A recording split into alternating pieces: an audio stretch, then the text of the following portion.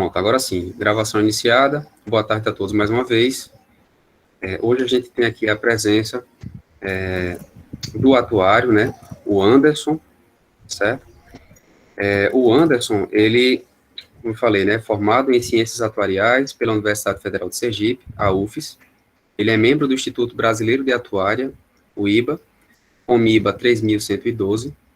Ele é atuante como atuário no segmento de saúde suplementar desde 2018, passando por modalidades distintas de operadoras de planos de saúde, a exemplo de cooperativas médicas, medicina de grupo e autogestão.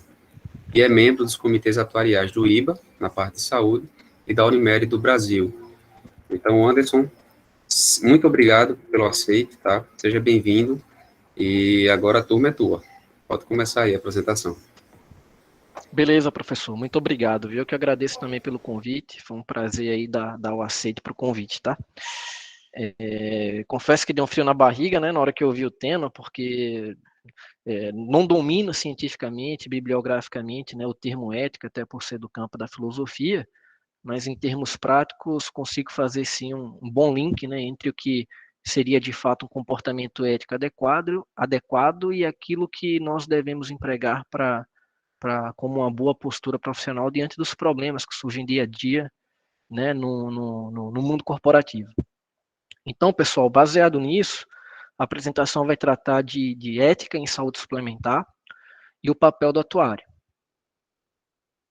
E o conteúdo da apresentação, com o objetivo de tornar o mais didático possível, até porque no início da confecção desse material, né, de trabalho, eu não sabia exatamente qual que seria o período que estaria a maioria dos participantes dessa palestra, digamos assim, né? Então, para tornar o mais didático possível, eu dividi a apresentação em 4 pilares, sendo que o primeiro pilar é ética, uma introdução à ética, o papel do atuário na saúde suplementar, o código de ética atuarial, né, confeccionado aí pelo Instituto Brasileiro de Atuária e apresentado à nossa classe como um bom código de conduta que deve ser observado integralmente por nós enquanto profissionais, e ética atuarial em saúde suplementar. Como o professor falou, ao longo da apresentação, sintam-se à vontade para poder interromper, tirar alguma dúvida, participar, complementar alguma coisa que esteja sendo dita, porque isso vai enriquecer ainda mais a apresentação, né? Vai criar engajamento aí e vai ser muito bom. Da minha parte, eu não vejo nenhum problema em relação a isso. Então, adentrando ao tema, a primeira parte que nós iremos falar é de ética. E quando se fala em ética, não tem como não pensar, né? Refletir sobre o que é certo ou errado, né?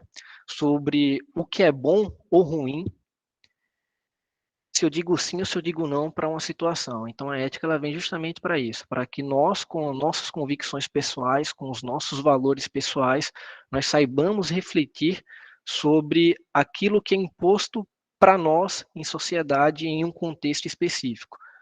Né? E essas são perguntas que permeiam, né, uma reflexão, além do termo ética, mas sobre moral. Nós não temos como falar de ética sem fazer um link direto com a moral, até porque há uma correlação muito grande entre esses dois tópicos, entre esses dois temas, né? Inclusive no passado, ética e moral eram considerados a mesma coisa. Hoje em dia não mais. Há uma distinção entre elas, por mais sutil que seja essa distinção. Então, nós olhamos para a etimologia da palavra, né, entre ética e moral. Observem aqui que o objetivo aqui é justamente mostrar que há um link direto entre ética e moral, uma correlação muito forte, né, entre essas duas palavras. A palavra ética ela deriva, né, de origem grega, que seria ethos, né, a palavra ethos, que significa ser, jeito de ser, modo de ser, caráter. Nós poderíamos atribuir aqui índole, temperamento, né? Uma justificativa para me comportar de determinada forma. Esse seria o objetivo e o significado da palavra ethos, né, de origem grega. A moral em si, ela tem origem latina, né, moralis, é tudo que é relativo aos costumes, ou seja, moral é proveniente da educação, dos hábitos de vida, de determinada sociedade, de determinado contexto social, né, são costumes propriamente dito. E a ética ela vem com o seguinte objetivo. Ela é uma filosofia da moral, o objeto de estudo da ética é a moral, tá bom? E ela vem para refletir sobre as ações morais que são impostas, né, para a sociedade, pela educação, pelas tradições que nós consumimos ao longo da nossa vida. Então, ela vem para compreender as ações do homem, de acordo com seus valores morais que orientam essas ações, além de buscar classificá-las, né, como certas, erradas, independente das práticas culturais. Então, com base nas minhas convicções pessoais, nos meus princípios, nos valores morais que eu consumir ao longo da minha vida, eu reflito sobre aquilo que é imposto por mim de forma coletiva, né, dentro do contexto social cultural ao qual faço parte. Eu concordo em fazer isso ou não? É certo fazer isso ou não? Isso fere algum valor meu pessoal se eu adotar determinada conduta, por mais que moralmente essa conduta esteja correta. E a moral são costumes, crenças, tabus, modos de pensar construídos por uma sociedade, né, de forma coletiva, ética, prática individual, baseada em valores morais que eu consumo ao longo da minha vida, moral são práticas coletivas impostas por uma sociedade, por um grupo específico, baseado em hábitos, costumes, um contexto cultural em si. Então, a ética tem mais a ver com a questão individual, enquanto a moral trabalha com o processo coletivo. Essa é a grande distinção entre esses dois termos, tá? E a etimologia da palavra vem justamente para tornar mais clara a absorção da diferença entre os conceitos de ética e moral. Contudo, mesmo dando esse resumo, nós vamos daqui por diante segregar o significado de cada uma delas de uma forma mais lúdica e didática também. Por exemplo, moral pode ser entendida como comportamentos que são aceitos, esperados e incentivados em uma sociedade, né? Ou pode ser também um conjunto de normas que orientam o comportamento humano em uma comunidade ou cultura, né?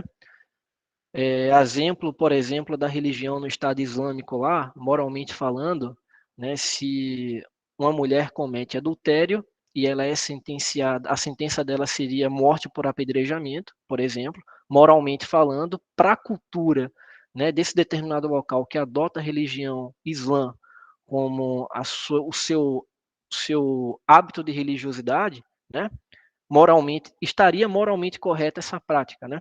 Enquanto se o indivíduo lá, por hipótese, tivesse a intenção e o bom ato de tentar resgatar essa pessoa dessa sentença, ele poderia estar agindo de forma ética, com base em seus valores pessoais, né? Em seus princípios, suas convicções pessoais, mas ele estaria infringindo a moral, ele estaria sendo um imoral diante da moralidade imposta por aquela sociedade diante do ato do adultério. Tá? Apenas uma comparação aí entre moral e ética. Imoral, nesse caso, nega ou afronta as convenções morais. A sociedade ou grupo social em si estabeleceu que um código de conduta X deveria ser adotado integralmente por todos os membros daquela sociedade, né, naquele determinado local, em determinado tempo. Certo? Então, se alguém nega ou afronta essas convenções morais, esse tratado que foi disposto por convenção social, essa pessoa está sendo imoral, está cometendo um ato de imoralidade. Já o amoral é aquela pessoa que não tem senso do que seja amoral. Logo, se uma pessoa é amoral, consequentemente, essa pessoa não sabe nem dizer se ela é ética ou não.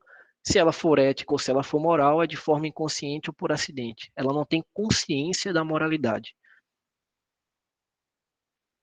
Então, a ética, certo? Em um primeiro significado, ela estuda o que é a moral, ela reflete sobre a moral, ela traz ela racionaliza sobre o que é a moral, ela tenta fundamentar, né, o que é a moral e como ela se aplica. Então, em um formato mais didático, nós podemos dizer o seguinte, que a moral vem para dizer o que nós devemos fazer, né? Qual que é a conduta que você tem que adotar, né, para que você esteja dentro do padrão no padrão de moralidade daquela sociedade. A ética não, ela vem para questionar, pô, mas por que nós devemos fazer isso? Né? Ela reflete a respeito da moral, das ações morais que são impostas por um grupo específico, e ela verifica se aquilo é correto ou não na visão dela. Logo, A ética nada mais é do que normas de valor moral que são consumidas ou construídas ao longo da vida de um indivíduo ou da coletividade, né? Justamente para que eles possam criar ou estabelecer convicções pessoais a respeito do que é certo ou errado diante da moral imposta de forma coletiva, né? Praticamente aqui é uma reflexão sobre a moral. Seria mais ou menos isso. Mais ou menos não. É exatamente isso.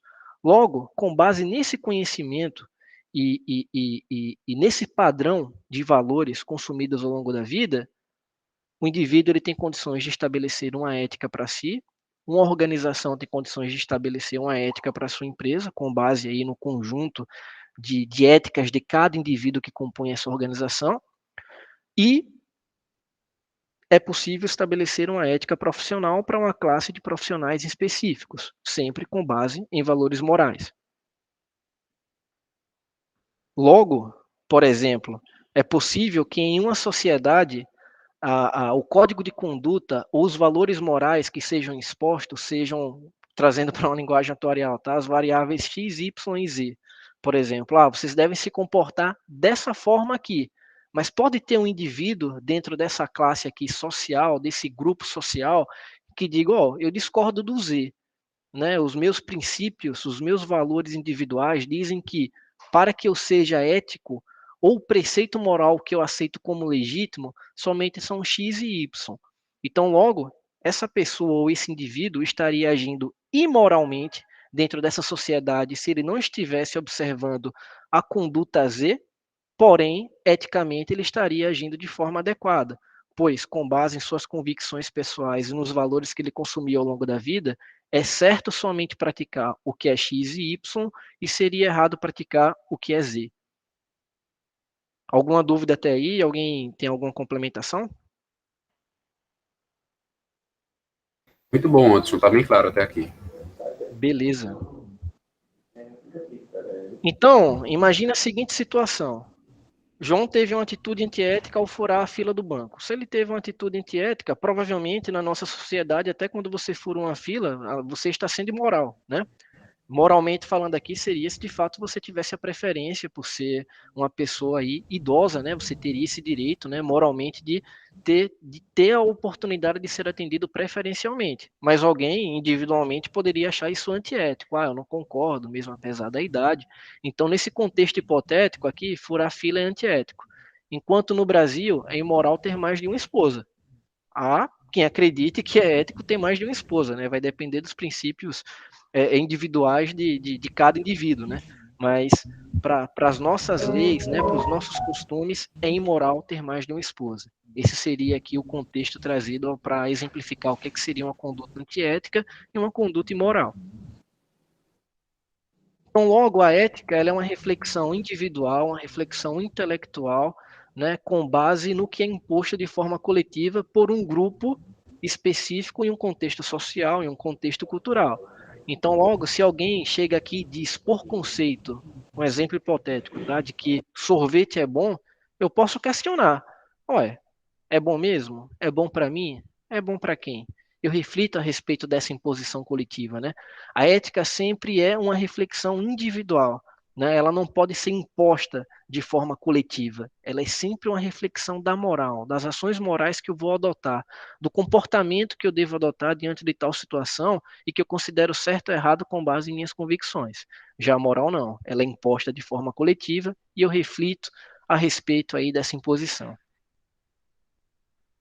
Então, um exemplo envolvendo a ética e a moral. Imagina que vocês estejam passando por uma rodovia e se depara com esse rapaz aqui com o carro quebrado, né? Diante de um lugar que não tem área para celular, diante de lugar que não tem casa próxima, ele está passando maus bocados por aqui, né? Moralmente falando, seria correto, né? Você parar e ajudar esse rapaz. Agora, do ponto de vista da ética, você não tem obrigação nenhuma de parar. Você pode ir embora, né? Você não tem por que atendê-lo prontamente. Vai depender dos seus valores pessoais, tá bom? Beleza. E nos Estados Unidos, em 1950, esse aqui é um caso interessante. Havia, com bastante intensidade, e era a lei da época, uma segregação racial muito grande, onde brancos e negros não tinham os mesmos direitos. Por exemplo, no ônibus, né, se um branco adentrasse ao ônibus e um negro estivesse sentado e não tivesse mais espaço no ônibus para que o branco pudesse se sentar, se acomodar, o negro tinha a obrigatoriedade de se levantar e ceder o seu lugar para o branco, tá bom? Só que teve uma moça chamada Rosa Parks nessa época que contrariou, né, essa moralidade que era interposta de forma coletiva, inclusive encontrava respaldo em legislação. Ela disse: por que eu tenho que me levantar e dar lugar para um branco só porque eu sou negra? Né? Então, essa conduta de Rosa Parks, de uma forma bem sintética aqui que eu estou trazendo para vocês, fez com que a sociedade, né, daquela época refletisse sobre a moralidade imposta, né, por aquele conjunto social naquele ano, fizesse uma reflexão ética a respeito dessa conduta e chegasse à conclusão e à alteração de que, de fato, não era moral. Esse preceito moral estabelecido, ele tinha que mudar, porque as convicções éticas que estavam sendo formadas, com base na atitude de Rosa Parks, fez com que essa moralidade passasse a ser imoral. Tá certo? Logo, a ética é diferente da moral. Por quê? Só apenas um resumo do que a gente já viu até aqui. A ética vem do grego ethos, é conduta, enquanto a moral ela vem do latim moralis, que é costume. Certo? A ética é reflexão sobre a moral ou sobre as ações morais, enquanto a moral é uma regra é regra de uma cultura, é uma regra de conduta, é uma imposição coletiva que é colocada sobre um grupo social. Então, eu reflito a respeito disso para saber se eu concordo ou não com essa imposição. A ética é consistente e permanente, enquanto a moral ela se origina na cultura. A ética ela não muda. A moral não é universal. Por que a moral não é universal? Eu posso ter um contexto social em que eu tenho um código de conduta e um outro contexto social em que eu tenho uma conduta diferente. Eu posso ser moral em determinada sociedade e imoral em outra sociedade, praticando o mesmo ato de conduta que eu praticaria na sociedade anterior. Sob um ponto de vista da ética, se uma conduta é certa aqui, ela vai ser certa em outro lugar. Se a prática que eu adoto aqui ela é correta, ela vai ser correta em outro lugar. Então, para alguém, para um código de ética ser de fato um código de ética, ele tem que ter aplicabilidade geral. Esse é o pensamento, tá? Então, a ética ela explica a moral de modo racional. E a moral, ela é prática, ela não é reflexiva. Eu apenas faço porque eu vejo os outros fazerem, porque me disseram que tem que ser feito assim. Mas eu estou refletindo a respeito desse ato? Fica a questão. E a ética, ela é universal, porque ela não é atemporal, né? Diferente da moral. E a moral é o objeto de estudo da ética. Tá bom? Anderson, eu vou aproveitar esse slide aí para fazer uma intervenção rápida. Só lembrando para o pessoal, como a gente já discutiu, né, boa parte do que você está relembrando para a gente e também apresentando, né, numa outra linguagem, deixa eu só lhe pedir para voltar o slide, pode ser? Claro que sim. Pronto. Então, turma, perdão, não sei se vocês lembram, mas esse quadro resumo apresentado, né, para o Anderson, ele mostra logo aí na primeira célula, né, à esquerda e acima, não, ele está separando, né, conduta de costume, né, para diferenciar a ética de moral, mas embaixo tem assim, ó, ética é a reflexão sobre a moral, né? Não sei se vocês estão lembrados, mas assim, a gente, logo no primeiro dia de aula, falou sobre filosofia, né, para justamente apresentar aquela parte lá de evidência do cotidiano, né, que eu sempre volto para isso, porque de fato o ponto de partida ele não é à toa, né? Então a evidência do cotidiano falava o quê? Falava que todos os dias a gente verbalizava, né, no sentido geral mesmo de agia, pensava, né, enfim, tomava decisões, muitas vezes de forma automática, certo? De forma tácita, de forma óbvia. Por quê? Porque muitas das justificativas, né, das premissas, normalmente elas são enxergadas por nós como algo naturais, justamente porque a gente nasceu, né, cresceu e agora estamos aqui na nossa fase adulta, né, ou seja, vários anos de experiência tendo aquelas coisas como normais, tá certo? Então, isso faz com que a gente não questione grande parte das coisas que a gente precisa, enfim, se debruçar, né, realizar e fazer no nosso dia a dia, né? Então, enfim, quando você toma uma decisão qualquer, né, você toma normalmente de forma muito rápida, né, e muito natural, justamente porque você já está pressupondo uma série de coisas como verdades. E quando a gente fala em evidência do cotidiano, justamente para lembrar dessa aceitação, tá certo?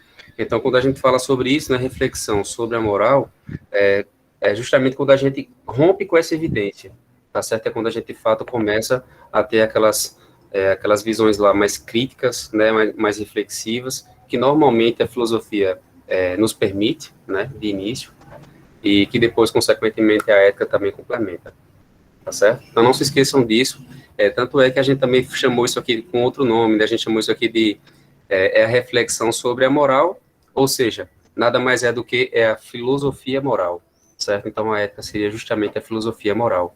Assim como, de outro lado, o Anderson, ele usou também outro termo aqui, né, sinônimo, quando ele fala que a moral, ela é prática, certo? Ou seja, né, a moral é como se fosse a prática da ética, é o inverso, né? Então, só para a gente também ficar ligado aí com essas coisinhas que a gente, enfim, né, apresentou, já conversou, e os outros termos também para a mesma coisa. Beleza? Valeu, Anderson, obrigado. O professor, que é isso, eu que agradeço, cara. Parabéns aí pelas colocações. Tem alguma dúvida, pessoal? Até pro professor aí que está presente, hein? Esse é o momento. Tá tranquilo. Então, simbora.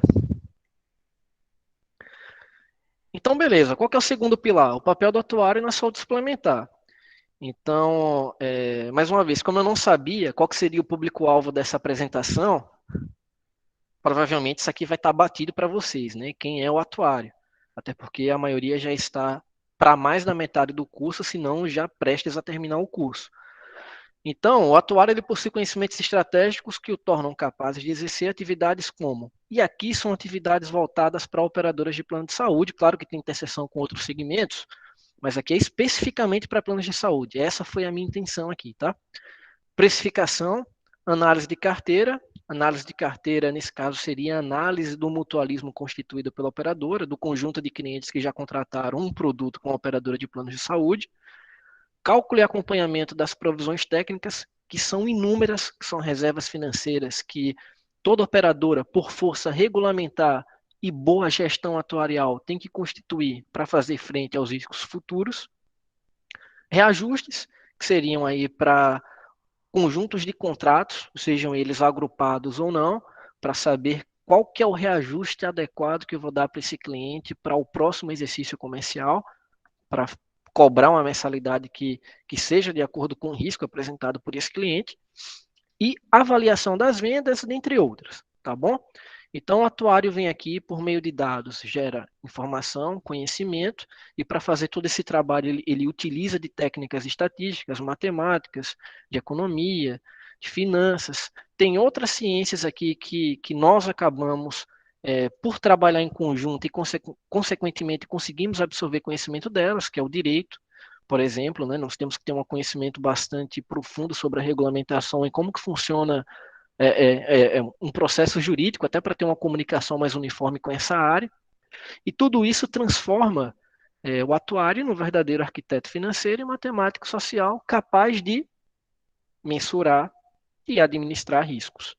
Essa é a profissão de vocês quando vocês formarem. Então, é uma profissão muito nobre, né, e é basicamente isso que vocês vão fazer em todos os segmentos, seja lá qual for o segmento que vocês escolherem atuar.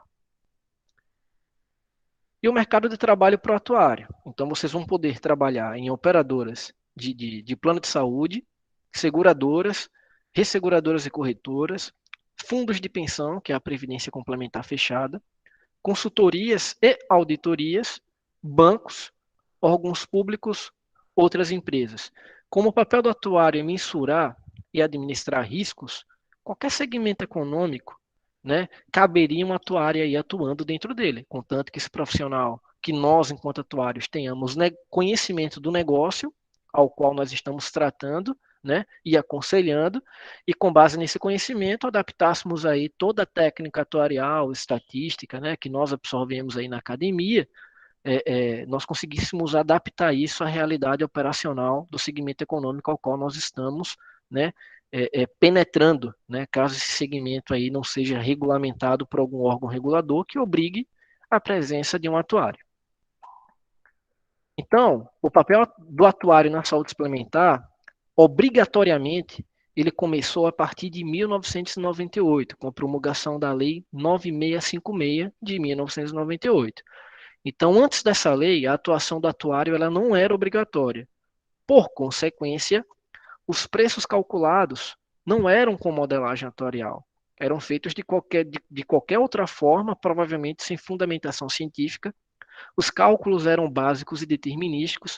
O que é que significa isso? Principalmente para quem esteja aí, já tenha cursado a disciplina de processos estocásticos, ou quem ainda não tenha cursado essa disciplina, quando nós fazemos uma modelagem atuarial, nada mais é que uma modelagem estatística comutando isso com alguma técnica atuarial, como a matemática atuarial, por exemplo. Então, geralmente, a precificação ela tem que considerar, né,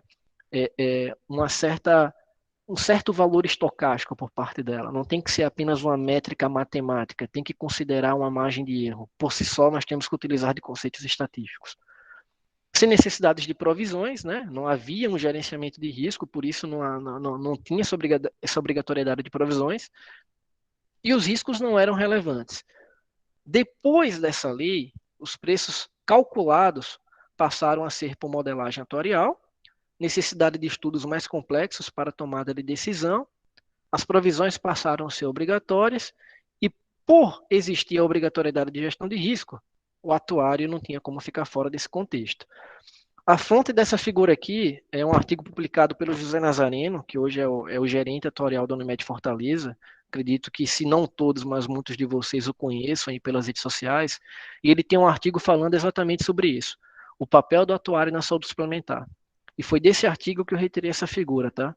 Até o objetivo aqui é induzir conhece lá a página dele, ele escreve muito a respeito do tema e pesquisa outras referências no mercado aí que escrevem também a respeito do atuário em outros segmentos, que é uma boa forma até de nortear o que é que vocês vão prospectar ao término do curso de Ciências Atuariais. Então, a atuação do atuário em operadoras de plano de saúde, simploriamente, passa aí por 3 pilares, tá? É apenas um resumo do que é que esse profissional faz dentro de uma operadora de plano de saúde. Então, ele trabalha com provisões técnicas, né, juntamente aí com a área contábil e financeira, realizando cálculos de reservas no intuito de provisionar dinheiro, né, para arcar com as obrigações futuras. Né? Esse é o objetivo das provisões técnicas, é contabilizar no passivo das operadoras de planos de saúde ou qualquer outra entidade regulada uma reserva monetária que faça frente a riscos futuros, que eu sei que vão acontecer, que eu preciso ter dinheiro guardado, né? Ou um ativo garantidor que lastreie essa obrigação. Essa é a ideia. Gestão de risco, identificando e quantificando aí todos os riscos envolvidos em processo de subscrição. Entendam subscrição como o processo de tarifar, de precificar, de cobrar um valor justo pelo risco que está sendo coberto pelo segurador ou pela operadora de planos de saúde. E o atuário tem a obrigatoriedade de reportar e monitorar o risco de subscrição obrigatoriamente, mas alguns outros riscos corporativos, né, que têm relação com operadoras de planos de saúde, trazendo aqui para o contexto da saúde suplementar, e podemos traduzir isso em reajustes, análise de carteira, precificações, né, precificações atuariais de um novo produto, uma revisão de portfólio, uma avaliação atuarial para avaliar a solvência do negócio. Então, a partir do momento que eu emprego uma técnica atuarial em um negócio, é justamente para poder quantificar aquele risco e poder tomar uma decisão acertada sobre ele, seja aportar um dinheiro, seja guardar um dinheiro, seja reformular um portfólio de produtos que eu estou vendendo para cobrar um preço justo para um público-alvo que eu espero prospectar. Essa é a ideia. E produtos, que seriam planos de saúde, trazendo para uma linguagem de operadoras de planos de saúde, precificar novos produtos, analisar a necessidade de reformulação de portfólio, elaborar a nota técnica atuarial, que é um documento técnico que justifica a formação do preço inicial que o atuário calcula e que ele obrigatoriamente tem que enviar para a Agência Nacional de Saúde Suplementar, elaborar estudos de viabilidade econômica, etc. E o papel do Ô, atuário... Anderson, antes de ter essas provisões, essa gestão de risco, como era que se determinava o valor do plano de saúde? Simplesmente dava um valor e pronto? Cara, não existe uma fundamentação formal para isso, tá? Então, na informalidade, e aí baseado na minha experiência, porque esses produtos hoje existem na carteira de algumas operadoras, eu vou trazer para a minha realidade, eu imagino que, em uma linguagem popular, por bola de cristal, cara, ou por uma fundamentação matemática muito rasa, porque planos não regulamentados, que são justamente esses planos que foram precificados antes da promulgação da Lei 9.656, provavelmente eles não eram feitos por um atuário. Então, há uma insuficiência de receita. E para a existência dessa insuficiência de receita, certamente a fundamentação matemática por trás dessa modelagem, né, ela não foi assertiva. Então, ou houve uma tentativa de ciência na precificação desses produtos, que eu duvido muito, tá? Aí é uma opinião particular minha, ou houve de fato um chute em relação aos preços baseados na concorrência local à época daquele mercado de operadoras de planos de saúde que ela experimentava. Ficou claro? Eu vou fazer uma rápida intervenção, Arthur. Vou lhe recomendar. Não tenho com precisão agora aqui em mente qual o capítulo, tá? Mas no livro do Antônio Cordeiro Filho, né, de cálculo atuarial aplicado, ele fala um pouco sobre isso, tá certo? Então, como o Anderson apresentou quase agora, basicamente o cálculo era feito de forma determinística mesmo, tá bom? Então, a modelagem não tinha aquela parte lá aleatória, e normalmente a galera não tinha como fazer cálculo considerando margem de erro, não construía intervalo de confiança, ou seja, a gente não tinha essa parte mais conservadora, tá certo? Tá certo. A margem de segurança estatística, né, como nós vemos lá na teoria do risco coletivo. Inclusive, o atuário hoje, a precificação atuarial ela é de cunho exclusivo desse profissional, justamente porque existe a margem de segurança estatística. Existe uma aleatoriedade que precisa ser modelada para nós colocarmos aí, vamos falar em uma linguagem mais simples, um desvio padrão associado ao custo médio que nós aferimos, né? Então, por existir a obrigatoriedade do TETA, que é a margem de segurança estatística, levando para a visão lá do livro do Ferreira, de teoria do risco, o atuário ele é única e exclusivamente responsável, e até os órgãos reguladores reconhecem isso publicamente, é responsável pela precificação, porque há essa aleatoriedade que precisa ser modelada. Se não existisse isso, qualquer pessoa poderia precificar um seguro.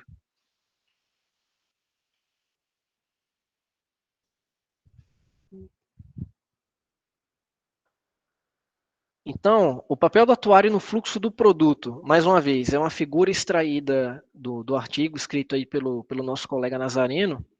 Ele passa pelos seguintes pilares: a criação do produto, que tem como objetivo análise da viabilidade desse produto, quanto que ele custará, qual o retorno que o produto dará. Aqui envolve a reunião com membros de outros departamentos da operadora para, em conjunto, modelar a melhor forma desse produto. Eu estou falando aí de características, como que esse produto vai ser, será que ele vai atender às necessidades do público-alvo que nós queremos prospectar?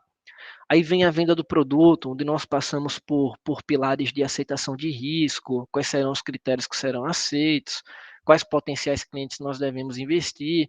Isso aqui foi uma visão que o Nazareno trouxe e colocou no artigo dele, tá? Uma visão muito boa, inclusive.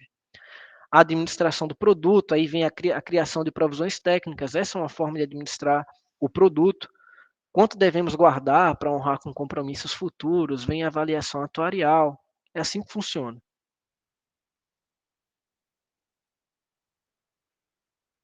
Até aqui alguma dúvida, pessoal? Tudo tranquilo. Pronto. A ideia que, pelo menos, com base no que o professor Luiz me passou, que eu tomei para desenhar essa cronologia da apresentação, foi constituir uma matéria-prima, baseada aí na introdução de ética, uma matéria-prima intelectual, né, baseada aí na introdução à ética e na introdução do papel do atuário na saúde suplementar, justamente para falar um pouco agora do Código de Ética Atuarial e, na sequência, do Código da Ética Atuarial na saúde suplementar. Então, não sei se é do conhecimento de todos, mas o IBA, o Instituto Brasileiro de Atuário, ele já tem um código de ética, né, atuarial publicado, e que todos nós devemos seguir, né? Principalmente, em especial vocês, quando formarem, até para ter esse conhecimento. Dentro desse código, inclusive, tem o juramento do atuário, após o término da graduação. Todos vocês têm que observar esse código, que está disposto em 8 capítulos, tá? Com os seguintes temas: dos principais objetivos do código, dos deveres fundamentais do atuário no exercício da profissão, dos honorários profissionais do atuário, do intercâmbio dos deveres profissionais do atuário em relação aos colegas e à classe, né? Aqui, nesse exato momento, nós estamos cumprindo com um dos requisitos, né, desse capítulo, que é justamente aí o convite que o professor Luiz me fez de estar participando agora desse evento, e em comum acordo eu me disponibilizei, estou compartilhando aqui conhecimento com vocês, então faz parte aqui desse intercâmbio de deveres do profissional do atuário, auxiliar, né, outros colegas de profissão, de alguma forma. O capítulo 5 do procedimento profissional do atuário no setor público e privado e com a sociedade de um modo geral. No capítulo 7, das organizações de prestação de serviços técnico-atuariais. No 8, do procedimento do atuário com relação à cultura e à ciência atuarial e da fiscalização e observância do Código de Ética. Então, são 8 capítulos que trazem aí assuntos que, na minha opinião, são muito interessantes, não é chato de se ler, são muito bons, tá? E que todos vocês, ao término da graduação, terão que observar quando dá atuação enquanto atuários no mercado de trabalho, tá bom? Só que, baseando-se nesses 8 pilares aqui do Código de Ética, nesses 8 capítulos do Código de Ética, nós vamos adentrar especificamente no capítulo 1 e 2, trazendo reflexões pessoais, tá? Da minha parte, experiências que aconteceram comigo, para parte do que está disposto nesses 2 capítulos, tá bom? Então, no primeiro capítulo, que é dos principais objetivos do Código, o artigo 1º ele traz o seguinte: e aqui, o que acontece? Eu trouxe exatamente o que está no código, justamente para não tomar crédito por algo que já existe, ou até apresentar o que está estritamente legalizado no código de forma equivocada, por perder uma palavra, usar um sinônimo inadequado. Então, eu tomei o cuidado de trazer exatamente o que está no código, tá? Por parcimônia.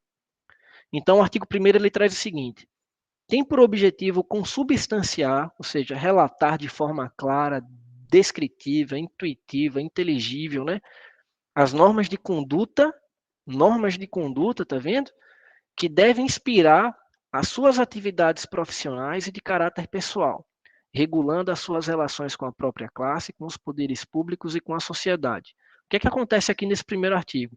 Nós temos que observar as boas práticas que esse código de ética indica para nós, as normas de conduta, a moral trazida por trás desse código de ética, que já foi refletida e convencionada, né, por nossa classe social, por nossa classe profissional, quando da construção desse código de ética, e isso deve nortear a forma como nós vamos nos comportar como profissionais e como pessoa, né? Até porque eu não tenho como desassociar do meu caráter a profissão que hoje eu detenho, né? E além disso, ele regula as relações com a nossa própria classe, como que eu tenho que me portar diante de um colega, como que eu devo tratá-lo, como que eu me importo com os poderes públicos, e aqui eu trazendo para a nossa realidade de atuário, para os mercados convencionais, como que eu me comporto, como que eu me relaciono com os órgãos reguladores, né? Poderia fazer essa tradução, e com a sociedade em geral. Esse é o conhecimento trazido pelo artigo 1º do Código de Ética do Atuário. Artigo 2º. Incube ao atuário respeitar e fazer-se respeitado, preservando e dignificando a sua profissão, tendo-a sempre como seu título mais precioso, dando, através de seus atos, o exemplo de elevação profissional e moral da classe. Não sei se vocês já tiveram a oportunidade de ler a apostila de profissionalismo, né, que o IBA publicou e que faz parte de um dos objetos de estudos para a prestação do exame, né, de admissão ao Instituto Brasileiro de Atuária, mas nós temos o privilégio de gozar por um crédito construído por atuários ancestrais, né, antes de nós, esses profissionais, esses nossos, vamos falar assim, esses nossos ancestrais, esses colegas de classe que já têm mais tempo na profissão, eles construíram um respeito muito grande, eles construíram uma credibilidade muito grande associada à nossa profissão, e nós que estamos iniciando, início de carreira, vocês que estão saindo da faculdade, vocês vão gozar desse prestígio de forma automática só por ter o título de atuário, tá bom? Então, pessoal, eu estou aqui no trabalho, então eu posso interromper em algum momento por alguém falar comigo, tá certo? Problema. Então, o que é que acontece, turma? O que é que significa dizer respeitar e fazer ser respeitado? Nós temos que saber qual que é a dignidade, quais que são os princípios da nossa profissão. Existem os princípios atuariais publicados pelo IBA, tá? Para que nós possamos atuar de forma justa, honrada, imparcial, autônoma, independente. Essa é a visão aqui. Fazer ser respeitado é simplesmente fundamentar toda ação que nós tomamos por meio de estudos estritamente meticulosos, né? Sendo bastante transparente, levando a nossa ciência de uma forma simples, tornando o que é complexo em simples, enfim, nos comunicarmos de forma adequada, né? E nos fazermos dignos, né, diante do título que nós possuímos, né, que vocês possuirão ao término da graduação. É isso que o artigo 2º traz, pelo menos na minha interpretação. E o artigo 3º? O atuário deverá ter sempre presente a honestidade, a perfeição e o respeito à legislação vigente e deverá resguardar os interesses dos seus clientes, sem prejuízo de sua dignidade profissional. Parte disso daqui eu falei no artigo 2º, com base nas minhas explicações. Contudo, vale muita atenção a isso aqui, ó, respeito à legislação.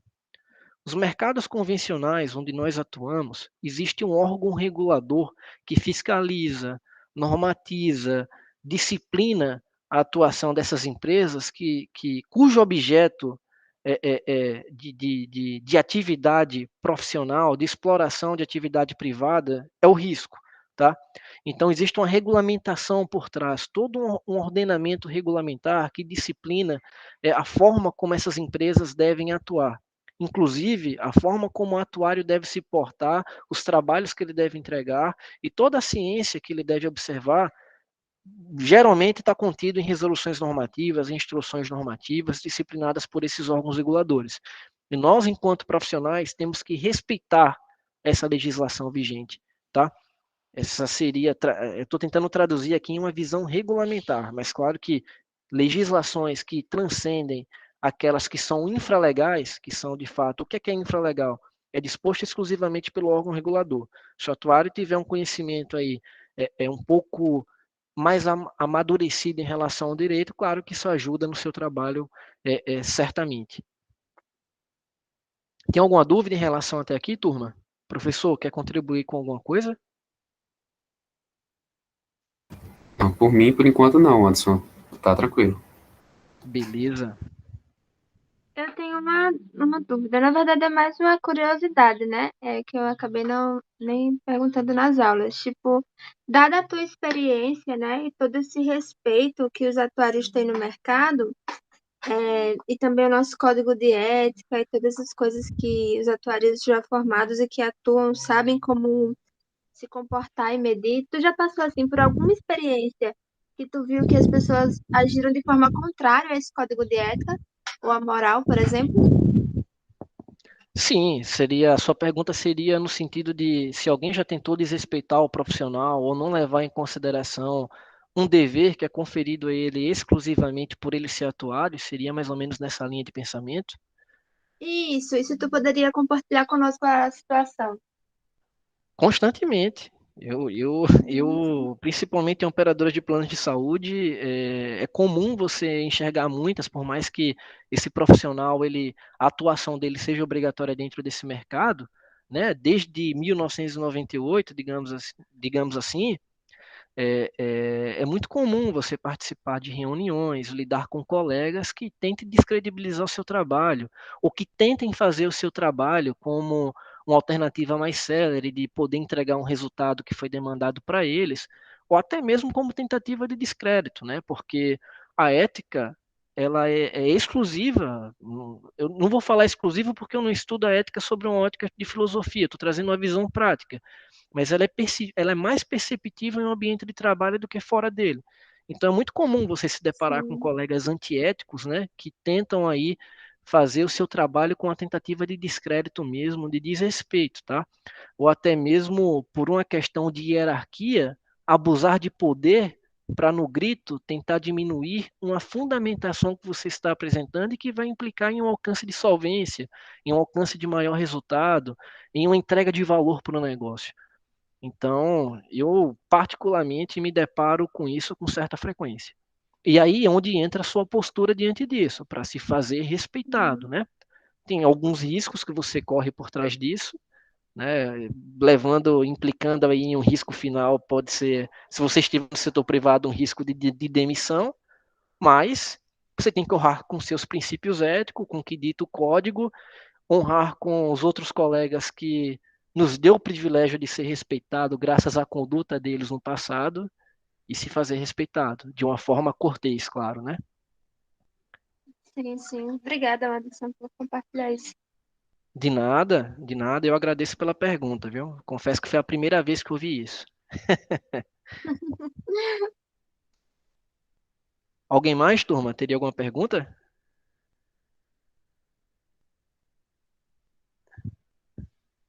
Então vou seguir adiante. Qualquer coisa é só parar e perguntar.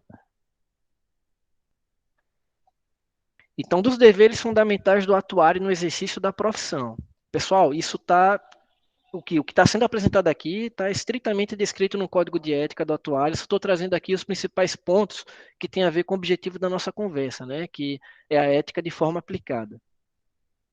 Então, no artigo 4º, ele diz o seguinte: orientar os seus clientes é função do atuário, né? O atuário ele tem que se empenhar para orientar os seus clientes, de preferência por escrito, em tudo que não venha ferir a lei, o contrato profissional, a técnica, a moral ou a dignidade profissional e pessoal, após ouvi-los previamente e feito meticulosos estudos, fornecendo-lhes dados e elementos precisos sobre o objetivo das consultas que lhe tiverem sido formuladas. Traduzindo em miúdos, o que é que isso aqui quer dizer? Nós estaremos inseridos em um contexto corporativo, seja prestando um serviço por meio de consultoria, eu posso ter o meu próprio negócio que presta um serviço atuarial, eu posso ser um consultor de uma empresa, um consultor atuarial de uma empresa, ou eu posso ser um empregado dessa empresa. Eu vou ter os meus clientes internos, certo? E esses clientes eles vão ter um problema de negócio, provavelmente esse problema envolve um elemento atuarial, se o problema não for inteiramente atuarial, e eles vão acessar o atuário em busca de uma solução.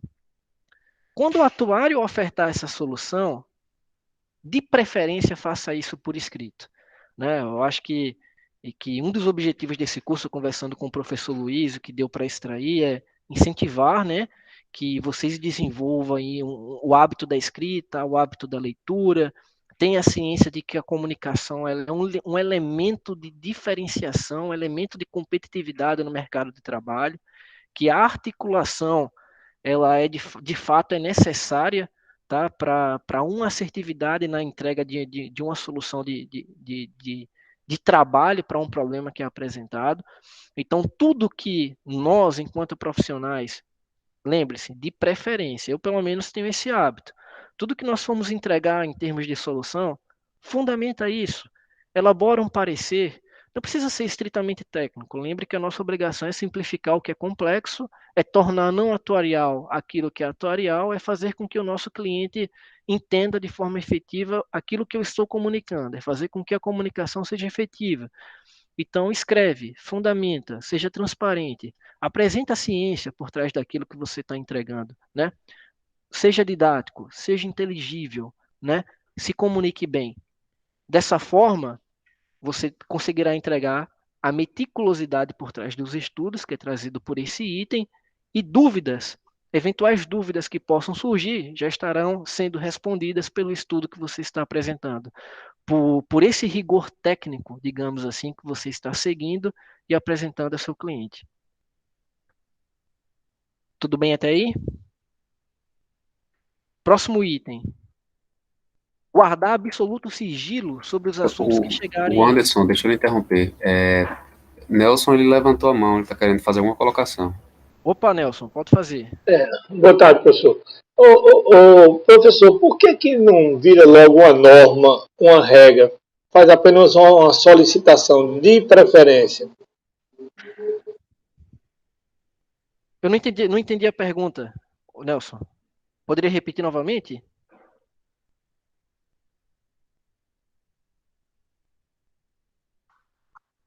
Porque deu problema aqui. Professor, por que não vira uma norma, logo uma regra, como fosse um estatuto de virar, e não preferência? Ter realmente a coisa como escrito. Por que não é logo imperativo? Você está falando do Código de Conduta? Essa orientação no quarto artigo, que para manter documentado, né, de preferência por escrito. Aí usa esse termo preferência. Por que não fica uma coisa já definitiva, que qualquer relação com o cliente era para estar já documentado, para evitar justamente problemas futuros?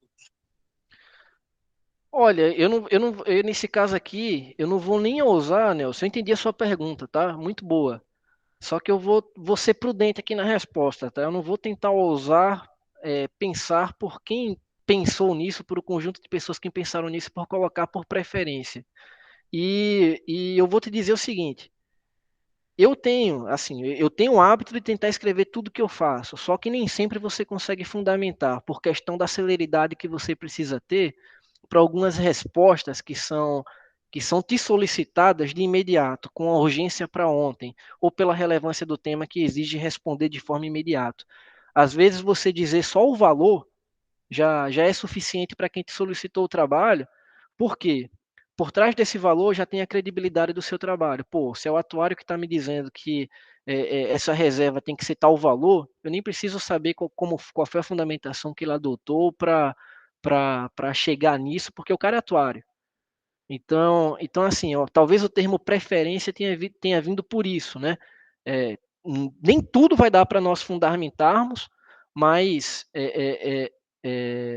aquilo que nós entregarmos, né, quando não houver essa fundamentação, vai ter bastante credibilidade, justamente pelo prestígio e pela confiança que os nossos clientes têm na nossa profissão.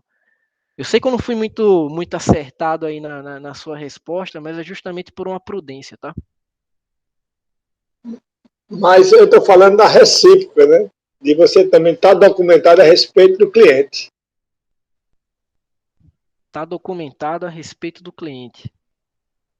Como seria isso? Por favor.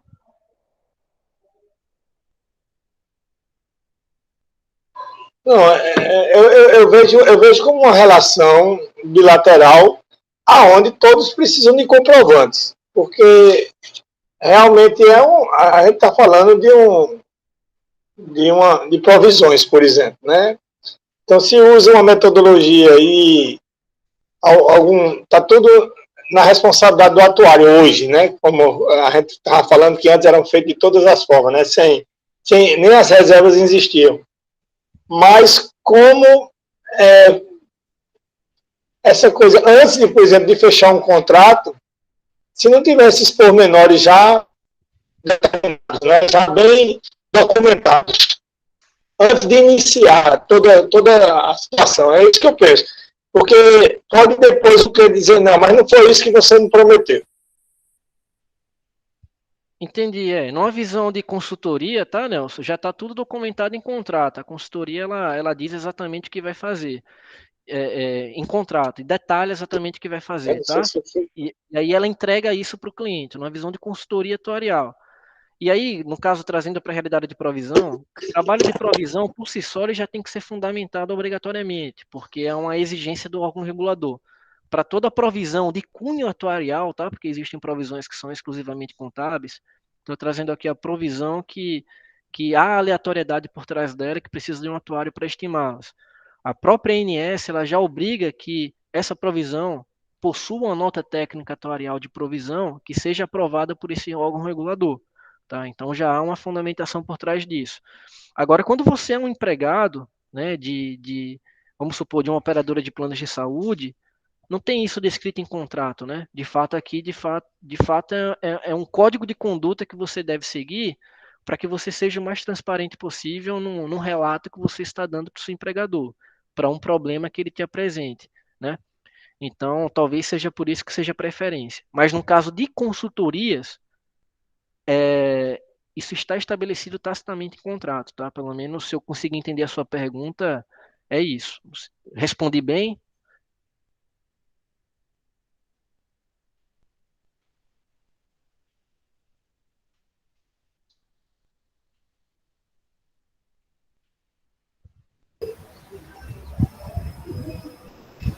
Pronto. Ele colocou aqui no chat, o Anderson, ele colocou com certeza, viu? Pronto, beleza, beleza, Nelson. Qualquer coisa é só perguntar, viu?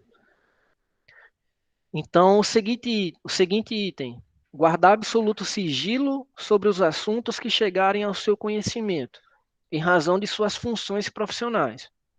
Lembram aí que eu falei que o atuário ele tem de fato uma função privilegiada, uma posição privilegiada só por ser atuário?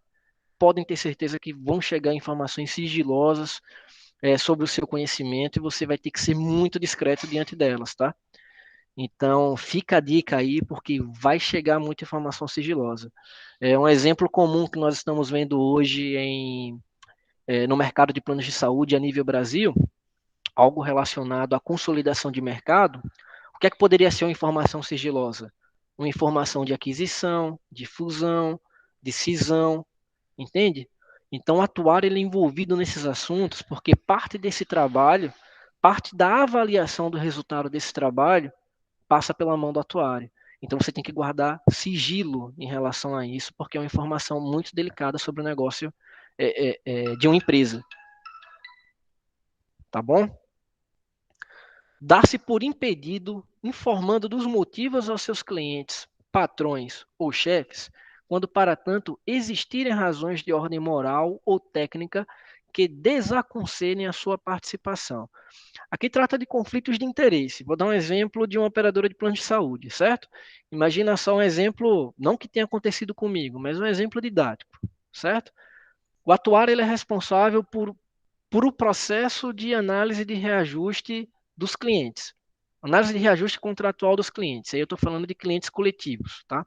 Imagina que tem uma empresa que contrata uma operadora de planos de saúde, um plano de saúde em determinada operadora, e quando do reajuste contratual dessa empresa, o atuário que é responsável por isso é parente do dono da empresa, ou é sócio da empresa, né? Ou essa própria empresa pertence ao cara, por exemplo.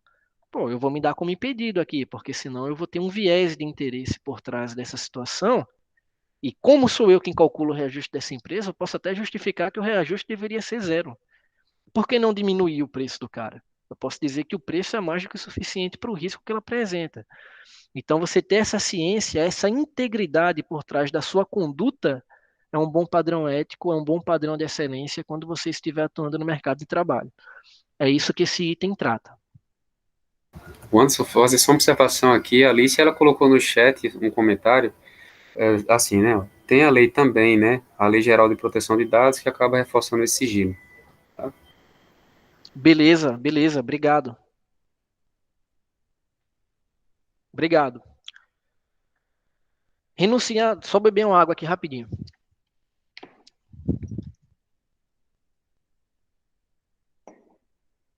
Voltei. Renunciar às funções logo se positive situação de irremediável desentendimento com seus clientes, patrões ou chefes, zelando, contudo, para que os interesses em jogo não sejam prejudicados. Olha, eu nunca passei por algo semelhante, tá bom? Eu nunca tive nenhuma situação de dissabor com um gerente, um superior meu, que eu não pude me entender com ele depois. E quando isso aconteceu, não que seja uma situação de dissabor, né, foram sempre desentendimentos construtivos, argumentos de ambas, pelo menos da minha parte, bem fundamentados sobre uma ótica atuarial, sobre uma ótica de negócio, sobre uma ótica regulamentar. O que eu posso te dizer em relação a isso daqui é que eu já mudei de trabalho várias vezes.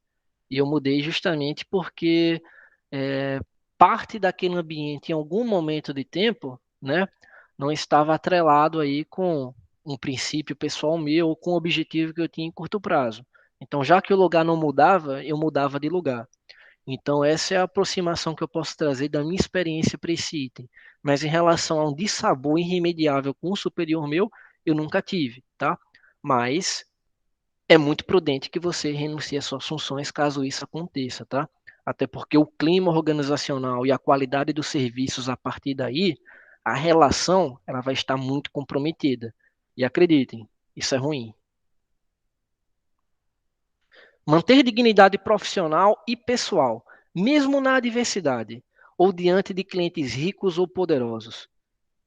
Meus amigos, isso daqui já aconteceu comigo já. Isso não é frequente, isso é pontual, mas já aconteceu comigo. Não vou dizer lugar, não vou dizer ocasião, mas pelo empregador ou pelo presidente, ao qual eu não posso citar aqui, ser muito rico, poderoso, estar em uma posição hierárquica, chegou aí de fato uma pressão para que uma conduta que eu apresentei em determinado momento fosse alterada.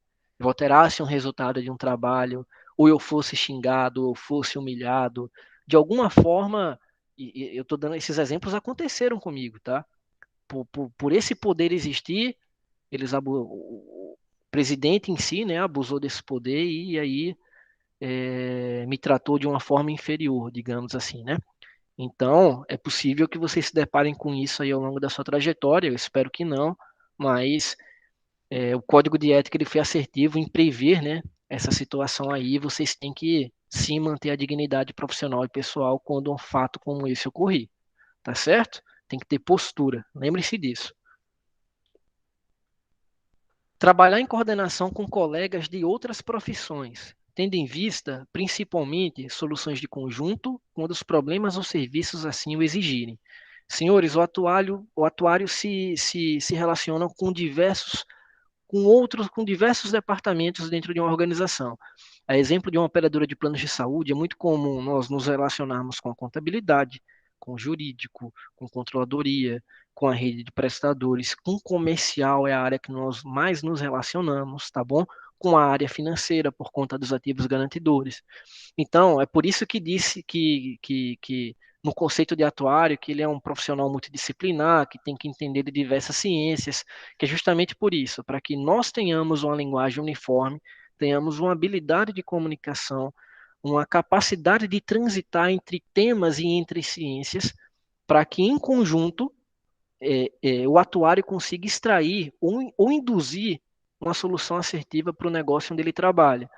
Então, a comunicação aqui nesse item ela é essencial. E podem apostar que uma comunicação é um diferencial competitivo muito grande no mercado de trabalho. Quem sabe se comunicar realmente não se trumbica, como diria aí o ditado popular. Tá? Sai na frente.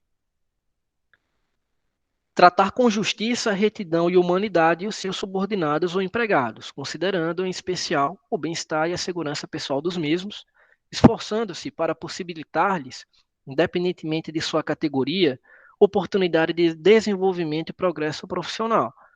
Aqui trata da seguinte forma: vai chegar um momento na carreira de vocês em que vocês vão assumir uma posição de gestor, tá? Eu até publiquei recentemente no LinkedIn, compartilhei uma publicação que dizia: seja o sênior que você precisava quando você era um júnior.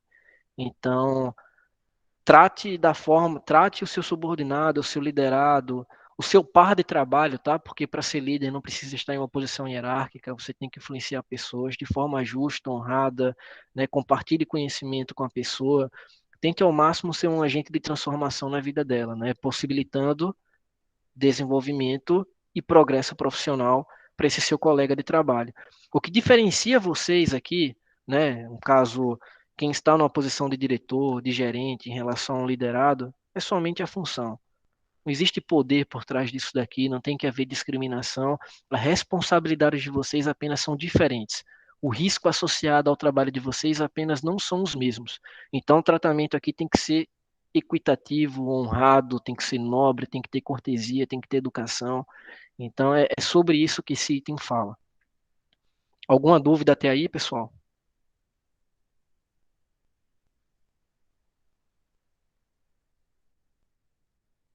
Beleza. E o que é que contraria uma boa ética atuarial? O que é que contraria uma ética atuarial? O Código de Conduta do Atuário ele traz isso. O Código de Ética Atuarial ele apresenta isso. Falei Código de Conduta, mas em termos literais é o Código de Ética, tá? Então eu trouxe dois itens aqui que tem uma correlação muito grande com uma função atuarial que é exercida por nós e que ainda é de conhecimento de poucos na nossa área. Vocês vão talvez, a maioria não conheça essa função, mas ela é uma boa função, tá? Então, olha o que diz esses seguintes itens. Assumir compromissos além da sua capacidade legal, técnica, financeira, moral e física. Isso contraria uma boa ética atuarial. Assinar documentos elaborados por terceiros, resultantes de trabalhos técnicos que não contaram com a efetiva participação do atuário.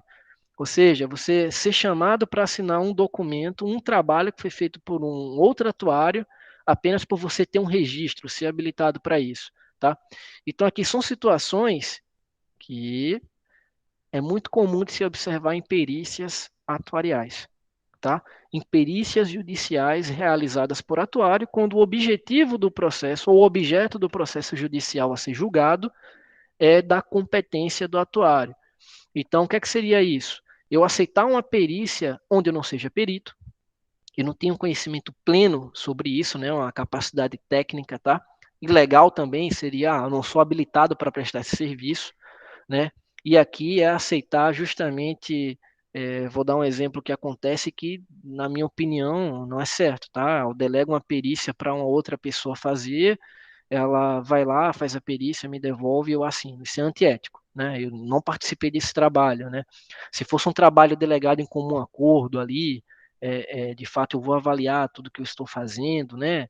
Minúcia, você executou o trabalho, eu deleguei isso para uma pessoa que tem habilitação para fazer aquele trabalho, é perita naquilo, fez um trabalho exemplar, voltou para mim, eu avaliei, eu revisei, há um comum acordo entre essas duas partes, um consenso de preferência por escrito, né? Eu enxergo aí como uma boa ética, como uma ética por trás disso. Agora, eu somente assinar sem ler porque eu deleguei e recebi o documento, não enxergo como ético, tá? E essa é a minha interpretação desse item no Código de Conduta.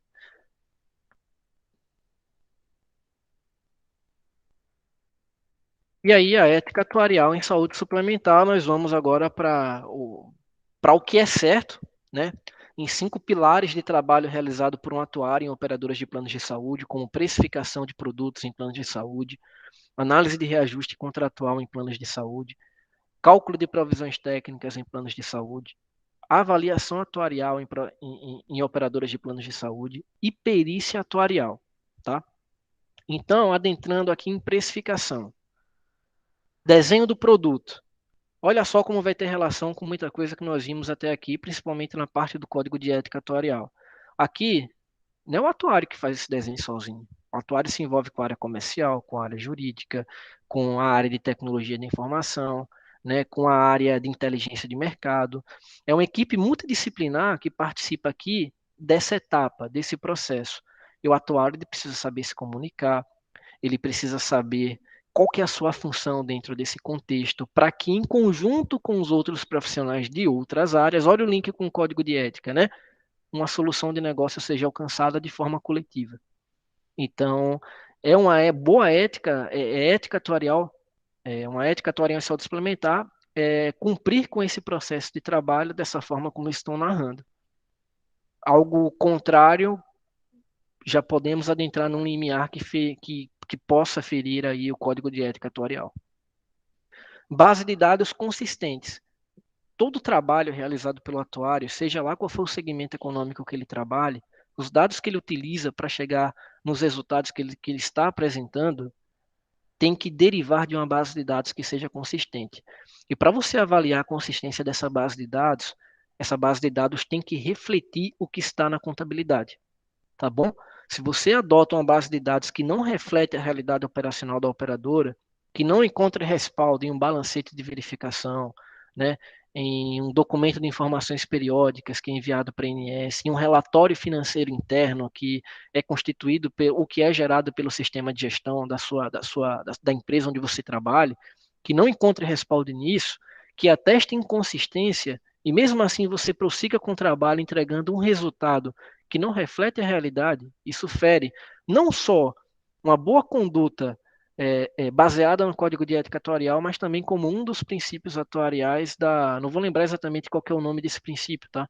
Mas que fala da consistência dos dados utilizados para o trabalho. Está lá num documento elaborado pelo IBA que trata dos princípios atuariais. Premissas atuariais aderentes. O atuário ele tem que adotar premissas epidemiológicas, de negócio, né? Aderentes àquilo que ele está se propondo a fazer. Premissas biométricas, esse era o termo que eu queria adentrar aí, que nós estudamos lá em gestão atuarial. Tem que adotar premissas biométricas aderentes também ao estudo que ele se propõe a fazer, se o estudo couber essa situação, tá? Então, quando eu altero uma premissa por um interesse próprio ou interesse de terceiro, por exemplo, vou trazer um caso prático aqui que é muito comum em operadora de plano de saúde. O atuário precifica um plano de saúde, entrega para o comercial vender e o comercial diz, pô, esse preço aqui não se vende no mercado. O mercado ele aceita 50% desse valor e não o preço tecnicamente calculado. Então, o comercial volta tentando encontrar um apoio técnico atuarial que dê uma justificativa do ponto de vista técnico, alterando premissas, ou seja, transfigurando uma realidade que, sendo redundante, que é real, que é verdade, para algo que não existe, para alcançar aquele valor que o comercial deseja. Então, você está mudando uma premissa atuarial em prol de um interesse próprio, um interesse de terceiro. Então, você foge à boa técnica atuarial e fere o código de ética atuarial com essa prática. Então, premissas atuariais aderentes é um bom código, é uma boa conduta a ser adotada. É uma boa não, é a única conduta que deve ser adotada. Imparcialidade, autonomia e independência. Nós temos que ser imparcial no nosso trabalho, não temos que entregar uma resposta condicionada a uma situação, nós temos que analisar de forma fria uma situação e com base numa boa técnica, na ciência, na fundamentação, sermos imparciais em entregar esse trabalho. Nós temos que ter autonomia para isso, não pode ter ninguém que tente mudar ou ferir ou fraudar essa minha conduta, né? Nós temos que ter autonomia para isso, ninguém que possa me influenciar do contrário, independência para conduzir esse trabalho na melhor forma possível.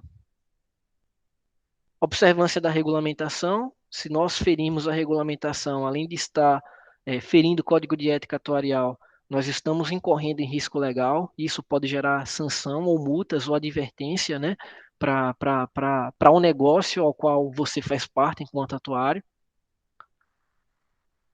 E a administração da solvência da operadora, preços calibrados adequadamente, que tem a ver com observância da regulamentação, com premissas atuariais aderentes, com a base de dados consistente, com o desenho do produto adequado, né, com a imparcialidade, autonomia, independência. Né? Então, ter um conhecimento pleno do negócio, ter um conhecimento pleno da técnica atuarial para que o resultado que você apresenta para o seu cliente, de fato, seja um resultado acertado. Quando nós partimos para a análise de reajuste, nós temos que observar tudo que está no contrato firmado com aquele cliente, nós não podemos fugir disso, pois isso pode configurar oportunismo, má-fé, isso fere o código de ética atuarial.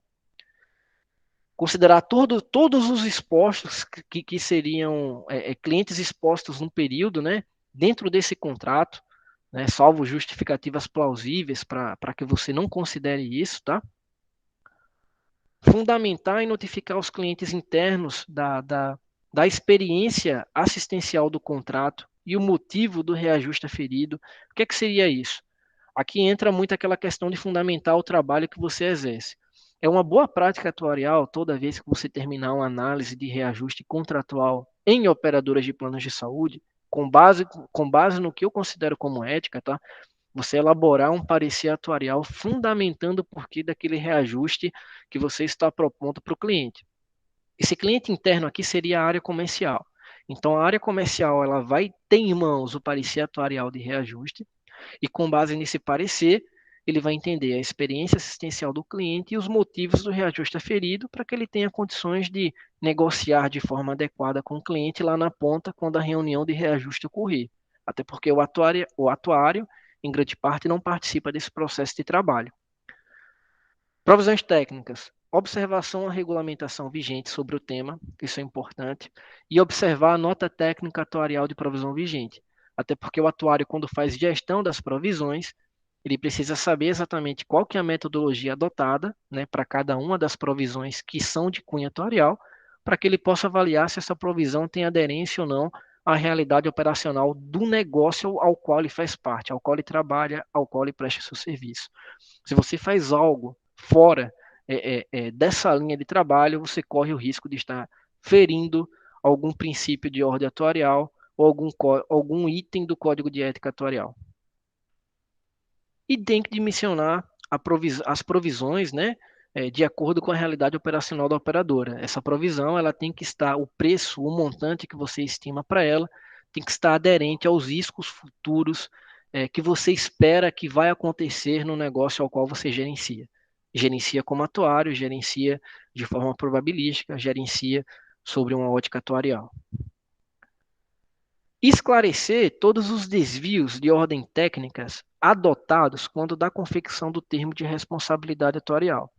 No mercado de planos de saúde, existe um termo de responsabilidade atuarial, que é um documento que o atuário elabora. Existe até uma redação mínima, né, uma redação já padronizada, ditada pelo órgão regulador, que é a ANS, que já dá um pontapé, um norte mandatório, tá? Porque essa redação ela é obrigatória constar nesse termo, para que o atuário possa relatar lá qualquer desvio, qualquer alteração de metodologia, ou qualquer fato que leve a estimativa de provisão dele a uma realidade que não foi observada na prática, a um valor que não é observado na prática. Então, o atuário ele vai lá e descreve todos os desvios de ordem técnica associados aos resultados dessa provisão, associada à metodologia adotada, e justifica isso para o órgão regulador. Isso é uma boa técnica. Você omitir essa informação foge a uma ética atuarial e implica, né, em uma infração de ordem regulamentar, porque é mandatório que você relate isso para o órgão regulador. Na avaliação atuarial, precisa ter imparcialidade, autonomia e independência, como nós já falamos.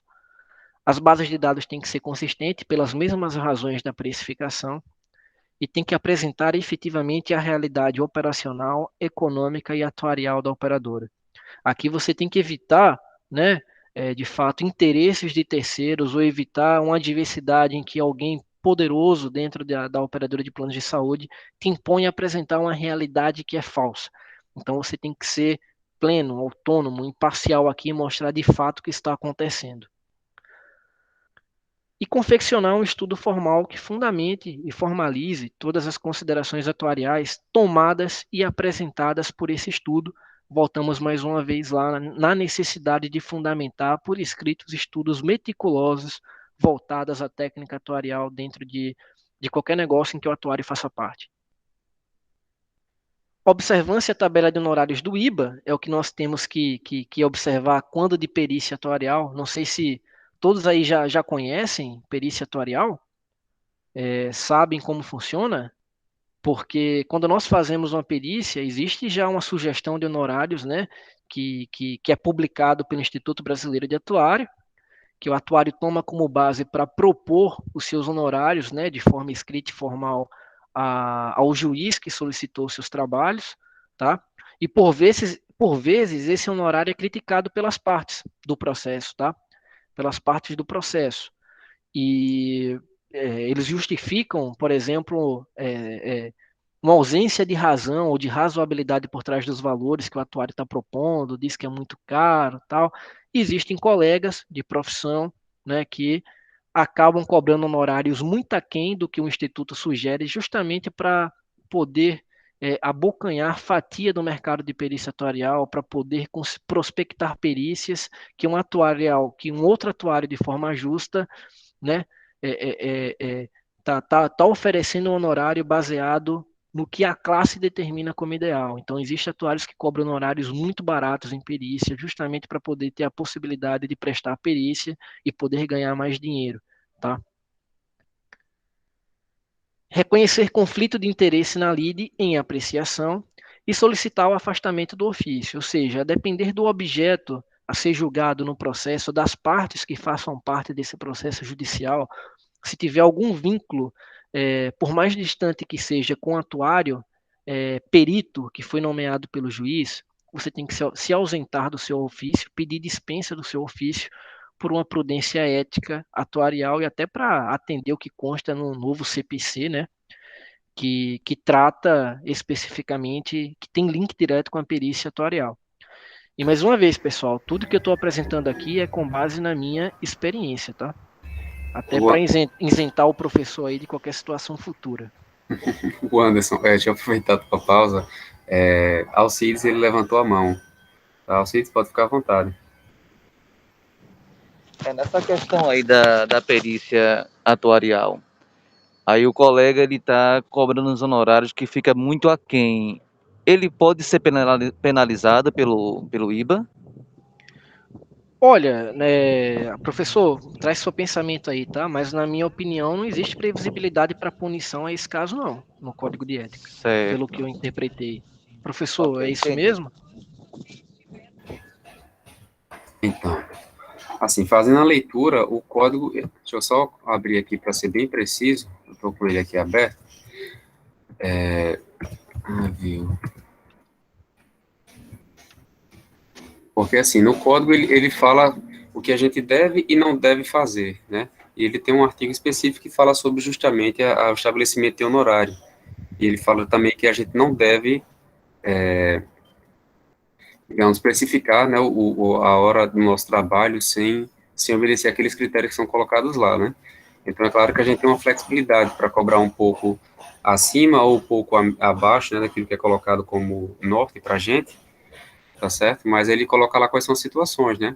Então, aí vai depender do tipo de cliente, né, se é um cliente que ele é habitual, né, enfim, ele procura sempre, ou se é aquele que só lhe procura uma vez na vida, depende das condições financeiras do cliente, depende da localização, depende se o trabalho ele é muito complexo ou não, se ele exige exclusividade ou não.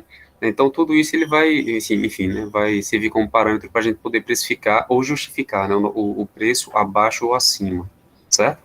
Agora, claro, se, sei lá, normalmente aquele serviço ele é realizado, em média, naquela região, naquele estado, naquela cidade, por 3, 4 mil reais, e o camarada ele cobra 500 reais, né, acredito eu, imagino eu, que não tenha nenhum dos parâmetros colocados no Código de Ética que justificam esse preço, certo?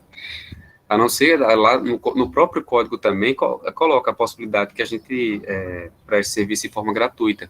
Claro, quando justamente não tem fins lucrativos, né, quando é para uma entidade como uma ONG, enfim, quando a gente presta serviço para alguma entidade desse tipo, né. Agora, em relação à punição, né, porque a gente sabe que existe o Comitê de Ética do IBA, né, que justamente serve para poder julgar supostas infrações ou inobservâncias do Código de Ética, normalmente eles penalizam, certo? Aí não estou falando especificamente disso, viu? Mas eles podem penalizar, né, o atuário, advertindo, suspendendo ou expulsando de forma definitiva do IBA, certo? São as penalidades permitidas, né, e cabíveis a esse conselho, a essa comissão, perdão.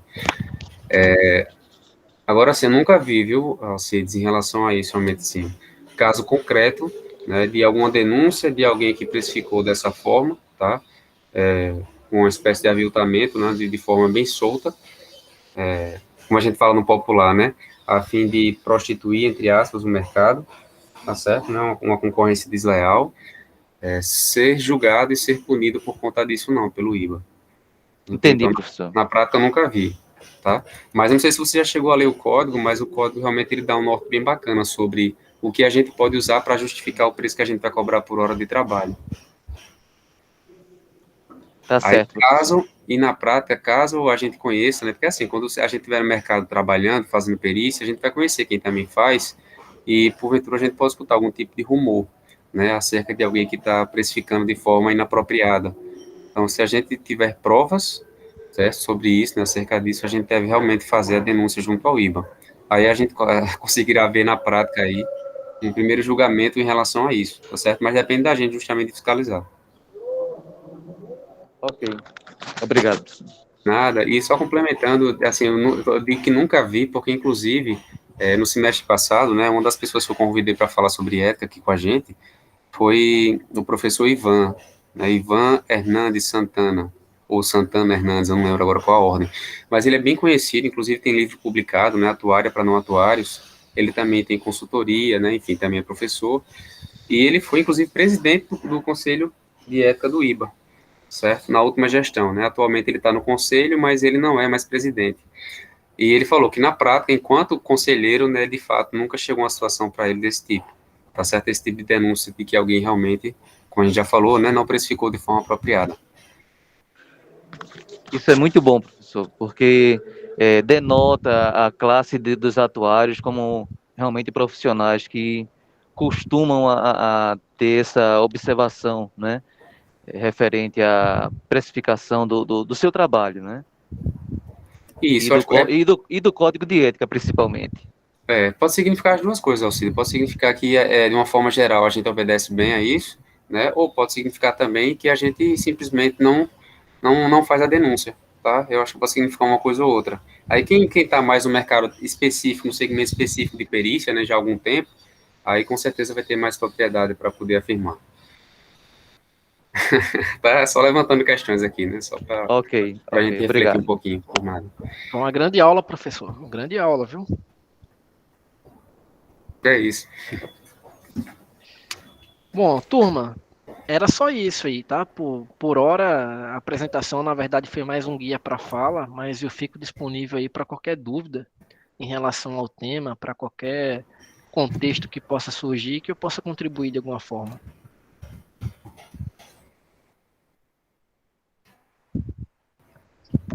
Então, eu vou só aproveitar, já que enquanto a galera para um pouquinho para pensar, né? Ó, Mariano, ele comentou aqui há 4 minutos, eu só vi agora.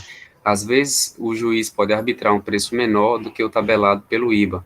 É verdade, Mariano. Muitas vezes a gente chega o processo no nosso colo, né? A gente vai verificar, enfim, a trabalheira que vai dar, a gente vai estimar a quantidade de horas necessárias, né, para poder executar o serviço. E aí você fala, não, isso aqui eu vou precisar, sei lá, de 20 horas de trabalho, cada hora de trabalho eu vou cobrar tanto, aí você faz lá, né, dá o resultado, você estima lá o preço do seu serviço. Aí, só que quando volta para você o que a galera lá aceita e volta para você o processo lá, né, você não vai receber aquilo que você tinha colocado inicialmente, você vai receber um valor menor, né? Isso é muito comum mesmo. Sim, sim, já aconteceu comigo, inclusive, isso, tá? Já aconteceu comigo, porque é uma tabela de honorários no próprio tribunal, né? E a depender da situação, principalmente financeira das partes, o juiz acaba arbitrando, né? Os valores dos honorários periciais. Já aconteceu comigo uma vez já. Mas aí foi tranquilo tocar a perícia também, apesar de um valor um pouco aquém do estabelecido inicialmente.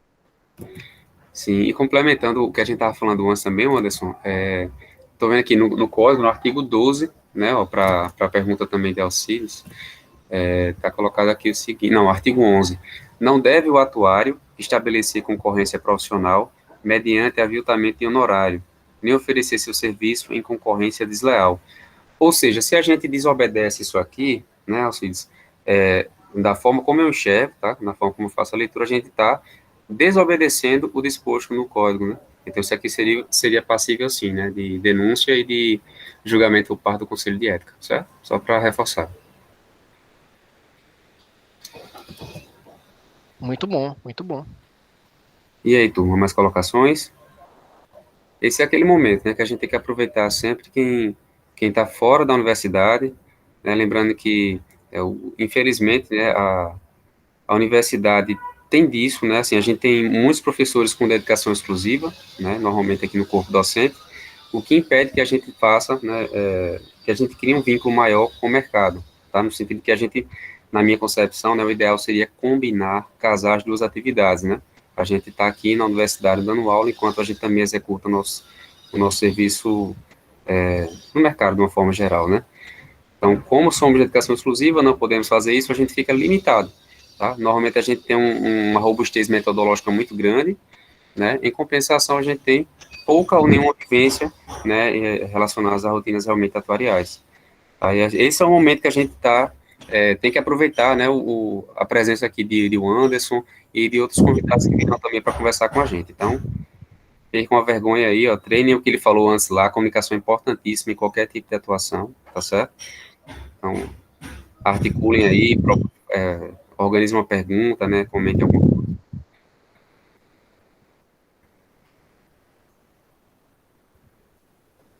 Beleza, Alcides, fique à vontade, viu? Um abraço aí, obrigado pela participação. Obrigado, Alcides. Obrigado, viu? Nelson colocou aqui que a melhoria do conceito profissional, que a execução do serviço poderá vir a trazer o atuário. Nelson, se a gente realmente consegue seguir o disposto aqui no código, né, a gente vai ter sempre a manutenção, né, e quem sabe até essa melhoria no conceito, certamente. Quando você faz perícia atuarial, é como alguma pessoa questionar o valor do plano, aumento do plano, como isso? Quais são Sim. as demandas, né, Arthur? As principais demandas que o Anderson já teve contato enquanto perito. Sim. Eu já tive contato, eu vou falar que é o mesmo tema, mas varia as situações, tá? Porque tem algumas particularidades inerentes ao negócio. Mas geralmente é reajuste de plano de saúde, seja por mudança de faixa etária, seja por uma variação de custo anual. Então, isso é comum as pessoas lhe solicitarem isso aí, alguma perícia envolvendo isso, né? É comum processos judiciais serem invocados, né, abertos no judiciário tratando desse tema. É muito comum. E aí o juízo acaba solicitando nomeando um atuário perito para que ele possa emitir um laudo técnico atestando se a operadora foi íntegra ou não no reajuste proposto, né? E aí que vai entrar os parecer que você falou antes. E isso aí entra o parecer atuarial, que um laudo técnico é um parecer atuarial consubstanciado, né? Que seria, no caso, descrito de forma bastante didática, cronológica, com uma fundamentação acessível, até porque o juiz, em teoria, né, ele não tem conhecimento da matéria atuarial e ele precisa do estudo que você vai confeccionar para poder julgar de forma imparcial, honesta e justa, né? Poder dar um transitado em julgado, poder dar uma sentença de forma honesta, justa e imparcial. Ele precisa entender o que você está escrevendo. Então você tem que ser o mais didático possível. É o Arthur que está falando? Sim. Viu, Arthur? Você precisa ser muito didático e concluir, cara. É muito comum, pelo menos assim, conversando com colegas que não necessariamente atuários, mas de outras profissões que fazem perícia, e aí eu tenho colegas também assessores, né, que trabalham no judiciário, eles falaram que os peritos não concluem o laudo pericial, tá? Então, conclui o laudo. Sempre que você fizer um parecer, seja ele de qual for a natureza, interno para o seu empregador, para um cliente, caso você seja consultor, para um juiz, caso você seja perito, né, caso você seja assistente técnico também, que é o perito das partes, sempre coloque sua conclusão. Com base nisso tudo aqui que foi discorrido, conclua da seguinte forma: o certo sobre uma ótica técnica é isso. Ou não dá para tomar uma decisão acertada porque está faltando esse item, aquele item ou aquele item. Só que se você já percebe que está faltando tal item, você nem inicia o laudo, cara. Você tem que solicitar às partes a informação faltante para que você consiga emitir um laudo completo e apresentar ao juiz, né? Ok. Obrigado.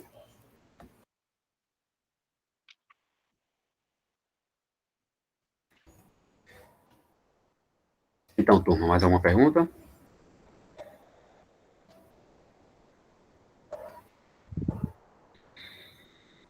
Bem, pessoal, se não tem perguntas, então vamos agradecer aqui mais uma vez, tá certo?